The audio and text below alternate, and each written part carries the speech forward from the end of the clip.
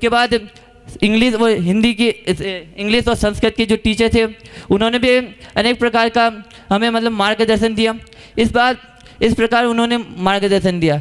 इसके बाद अब मैं बताऊं तो मैं एक मिट्टी का समान था और मुझे यहाँ के गुरुजनों ने एक घड़े का आकार दिया है कि जब मैं आया था तो मैं इस माइक पकड़ने डाइस की तो दूर की बात माइक पकड़ने से भी डरता था। जब मैं प्रथम बार कनिष्ठ उपाध्याय में यहाँ पे गोष्ठी बोली तो मेरा हाथ मैं काँप रहा था, पूरा काँप रहा था। लेकिन आज इस तरह से हो गया कि मैं माइक भी पकड़ सकता हूँ और अच्छे से बोल भी सकता हूँ। तो ये सब इस महाविद्यालय की देन है और गुरुदेव श्री की देन है। इसके बाद मैं अपने भाइयों से जो यहाँ से मेरे सहपाठी है उनके लिए 4 पंक्तियाँ कहना चाहूँगा कि पापों से जो हमें बचावे, सुख दुख में जो साथ रहे। पंक्तियों पे गौर करना कि पापों से जो हमें बचावे, सुख दुख में जो साथ रहे, कि पापों से हटाकर कि बुरी भावना, सदाचार, जो अनेक प्रकार की जो कुसंगति उन्हीं से बचाकर हमें किसे सुख दुख में जो साथ रहे, मतलब किसी प्रकार की रोग आदि अनेक प्रकार की जो बुरे समय में भी हमारे साथ रहे। हो हितकारी लगे ना प्यारी तो भी ऐसी बात करे, अपने लिए जो हितकारी बात हो लगे ना प्यारी, वो बात हमें प्यारी नहीं लगे, उस बात के बारे में भी वो हमें बताते थे। हो विश्वास अटूट जहाँ पर एक दूसरे का कष्ट से, कि हो विश्वास अटूट जहाँ पे अटूट विश्वास होता है वहाँ पे हमें एक दूसरे के हाथ पे मतलब कि एक साथ रहे हम 11 जने। हे सद्भागी वह प्राणी जो ऐसे सन्मित्रों के मध्य रहे। और मैं अपने आप को भाग्यशाली समझता हूँ कि ऐसे 11 मित्रों के साथ में यहाँ पे 5 वर्ष बिताए। इस प्रकार मैंने 5 वर्षों में अनेक चीज़ें सीखी कि यहाँ पर मैंने सदाचार, अनुशासन और नैतिकता के अलावा धार्मिक आचरण के बारे में सीखा, जो इस कारण से मैं अपने आप को भाग्यशाली समझता हूँ कि इस प्रकार की चीज़ें मुझे यहाँ पे सीखने को मिली। इस प्रकार मैं अंत में कि इस महाविद्यालय का उपकार ज्ञापित करता हुआ कि भविष्य में कि किसी भी प्रकार से इस महाविद्यालय को मेरी ज़रूरत पड़े तो मैं तन मन धन से इस महाविद्यालय के कार्य के लिए तत्पर रहूँगा। इसी मंगलवाना सब निवाणी विराम देता हूँ। अभी बहुत ही सुंदर अनुभव अपने प्रस्तुत किए भाई संयम जी ने। अब मैं आगे की गतिविधि को संभालते हुए अब आगे जिनको बुलाना चाहता हूँ उनके संबंध में चंद पंक्तियाँ कहूँगा। पढ़ने में जो ध्यान लगाते अनुशासन से रहते हैं, सभी कार्य बाखूबी करते अच्छे वक्ता कहलाते हैं। थोड़े गुस्से वाले हैं पर प्यार से समझाते हैं, बिजली नगर निवासी ऐसे बल्दमान जी कहलाते हैं। अब मैं बुलाना चाहता हूँ भाई बल्दमान जी को, वो आएँ और अपने 5 वर्ष के खट्टे मीठे अनुभव प्रस्तुत करें एवं आगामी काल की योजना बताएं। आदरणीय अध्यक्ष महोदय, मंचासीन एवं सभी भव्य श्रोताओं को सादर जय जिनेन्द्र। जैसे कि मैं यद्यपि जैन नहीं हूँ, जितने भी मेरे क्लासमेट हैं तो किसी को ड़मुकार मंत्र आता था तो किसी को बचपन से ही मिला। मुझे कुछ नहीं आता था। मुझे ये भी पता नहीं था कि जैन लोगों के भगवान भी होते हैं।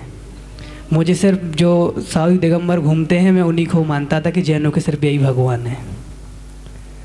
तो मैं जैसे मेरा क्लासमेट संयम आया था, उसने बोला तो वो 5वीं तक पढ़ा अच्छे से, तो मैं 6th क्लास तक पढ़ा।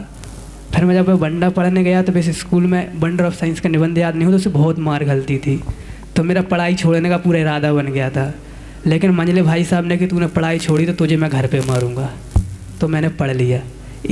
तो इस तरह मैं वहाँ भी उद्यम करता रहता था। जब मैं 10th क्लास में आया तो बिल्कुल भी पढ़ाई मन नहीं लगता था, घूमता रहता था।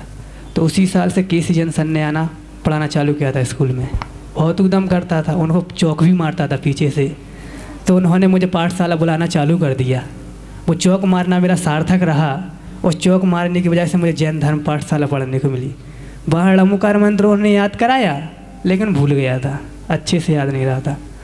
तो फिर मैं एडमिशन के लिए उन्होंने हमें कहा यहाँ भेजा सागर। कहीं एडमिशन नहीं हुआ था मेरा, ना कोटा में ना जयपुर में। फिर मैंने सर को फ़ोन लगाया, मैं क्या करूँ। उन्होंने कि घर आ जाओ। मैंने कि मैं घर तो नहीं आऊँगा, बाहर भाग जाऊँगा या कहीं पढ़ने जाऊँगा। तो किसी ने कहा दादा के पास जाओ, तो मैं डायरेक्ट छोटे दादा के पास गया। हमने ये कि अजय ने तो इसलिए एडमिशन नहीं होगा क्या। उन्होंने कि किसने कहा। तो मैंने कि मेरा एडमिशन क्यों नहीं हुआ। तो उन्होंने तभी अनिकांत जी भाई साहब को और सोनू जी भाई साहब को फ़ोन लगा के तत्काल बुलाया और दादा ने लिख के दिया था मुझे, तुम जयपुर आ जाओ, फुल फैसिलिटी रहेगी। तब मैं वहाँ से स्वीकृति लेके आ ही रहा था कि रास्ते में धर्मेंद्र जी भाई साहब मिल गए। क्योंकि मैंने पहले धर्मेंद्र जी भाई साहब का ही नाम सुना था और किसी का नाम ही नहीं सुना था। तो भाई साहब ने बोला एडमिशन हो गया। हमने कि भाई साहब कहीं नहीं हुआ, कि तुम कोटा आ जाना, कि पक्का नहीं है, अस्थायी है। हमने कि ठीक है। भाई साहब ने कि 7 जून को फ़ोन लगाना। मैंने 7 जून को फ़ोन लगाया था और भाई साहब ने कि आ जाओ। फिर उसके बाद जयपुर से कम 50 फ़ोन आए थे।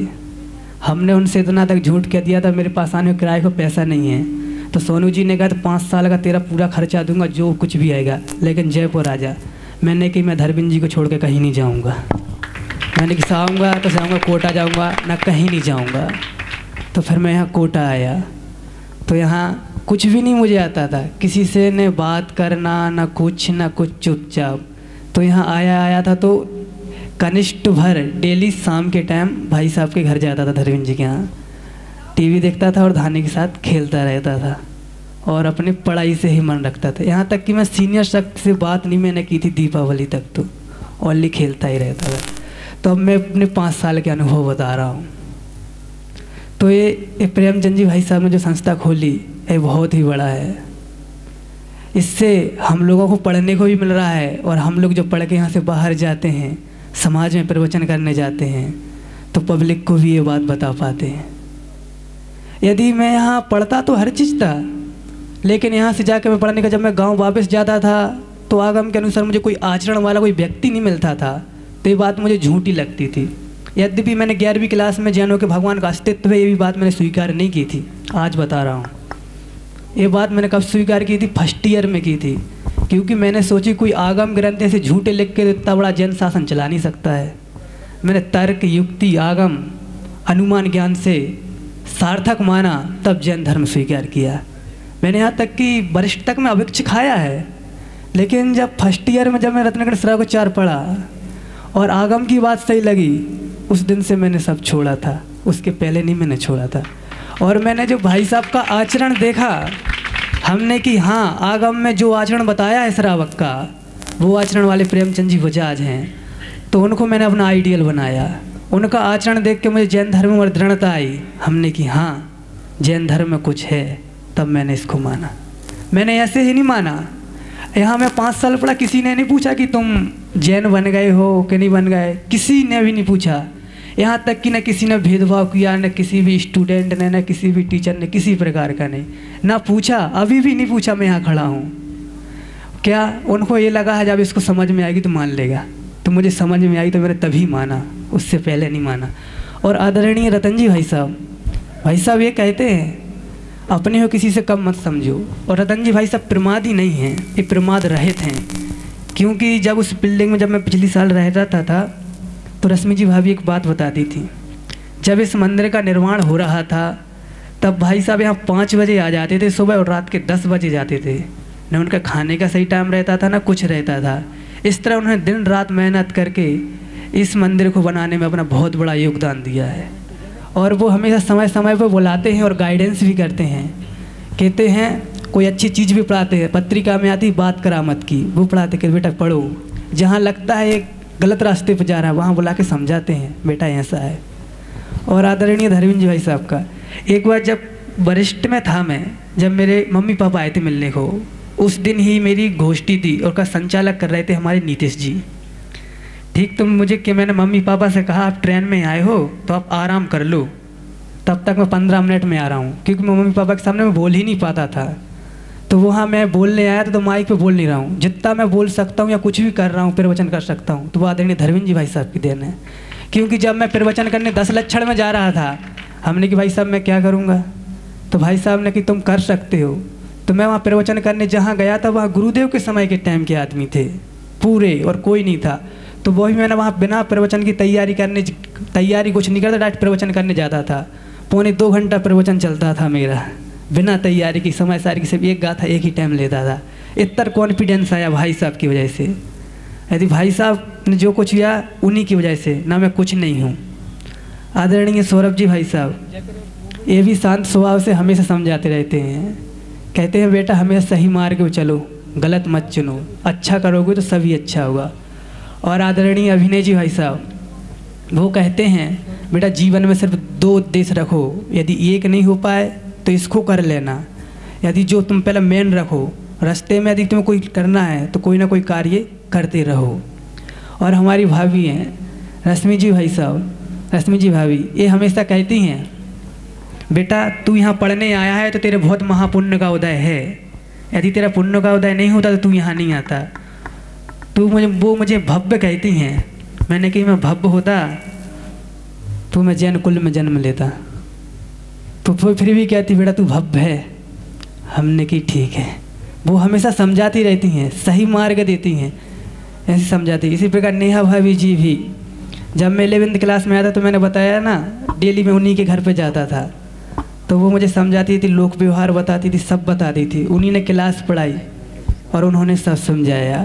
इस प्रकार है, यदि मैं इस विद्यालय में अब आगे मैं बताऊँ मैं क्या करूँगा, आगे मैं चलूँगा साथ जैन धर्म लेके चलूँगा। कहीं भी जाऊँगा तो जैन धर्म साथ लेके, अब नहीं छोड़ूंगा। क्योंकि अब भी मैं घर जाता हूँ, अभी मैं घर पे गया था किसी कारण से, मेरे पापा हॉस्पिटल में एडमिट थे, तो 8 दिन मैंने सिर्फ एक ही टाइम खाना खाता था, दिन में 2 बजे, क्योंकि दिन भर टाइम नहीं मिलता था, डॉक्टरों से बात करने पड़ती तो टाइम उसमें बीत जाता था, रात हो जाती तो खाने खा। 8 दिन सिर्फ एक टाइम खाना खाया है और कुछ भी से उसी टाइम खाना रहे। मैंने अवक्ष भी नहीं खाया ना कुछ भी नहीं खाया। इसलिए मैं अगर चलूँगा साथ में तो जैन धर्म लेकर चलूँगा, कभी ना अवक्ष का भक्षण करूँगा ना कभी रात में करूँगा, और हमेशा स्वाध्याय करूँगा। भविष्य में कहीं भी जॉब करूँगा, जहाँ भी रहूँगा, मंदिर नज़दीक होगा तो एक टाइम जरूर प्रवचन करूँगा। ऐसी मेरी भावना है। और जय जन भाइयों के लिए सिर्फ एक ही बात कहूँगा, कुछ नहीं कहूँगा, वो ये है 1 मिनट में ज़िंदगी नहीं बदल सकती है, लेकिन 1 मिनट में लिया गया फैसला पूरी ज़िंदगी बदल सकता है। इस पर आप जितना सोच सकते हो सोच लीजिए। ये वो कहते हैं ना, जैन धर्म किसका है कि जो अपना ले उसका, ऐसी सूक्ति को चरितार्थ कर वर्धमान जी ने हमें बताया। अब मैं आज की सभा का अंतिम वक्ता के रूप में जिनको बुलाने जा रहा हूँ उनके बारे में चंद पंक्तियाँ कहूँगा। गायन में जो श्रेष्ठ हैं, गायन में जो श्रेष्ठ हैं, ढोलक कांगो भी बजाते हैं, मोबाइल का भी इनको शौक़ है, मोबाइल का भी इनको शौक़ है, ऊधम भी करवाते हैं। पढ़ने और ऊधम करने की नई नई ट्रिक्स बताते हैं। पिड़ावा नगर में रहने वाले यश जी ये कहलाते हैं, यश जी ये कहलाते हैं। ऐसे भाई यश जी को मैं आमंत्रित करूंगा कि वो आएँ और आकर के हमें खट्टे मीठे अनुभव सुनावें। भाई यश जी। सम्मानी मंच एवं नीचे बैठे श्रोताओं को मेरा सादर जय जिनेंद्र। जिस प्रकार गूंगे को गुड़ खिलाया जाए और उससे पूछा जाए कि इसका स्वाद कैसा है, तो वो बता नहीं सकता, मात्र अनुभव कर सकता है। उसी प्रकार मेरे हॉस्टल के अनुभव, मेरे महाविद्यालय के अनुभव गम्य है, उसको मैं पूर्ण रूप से बता नहीं सकता। मैं तो मात्र इतना कहना चाहता हूँ कि इस पंचम काल में मुझे मनुष्य गति मिली और उससे भी अति दुर्लभ मुझे जैन कुल में मेरा जन्म हुआ और जिनवाणी पढ़ने का मौका मिला, जिनवाणी को समझने का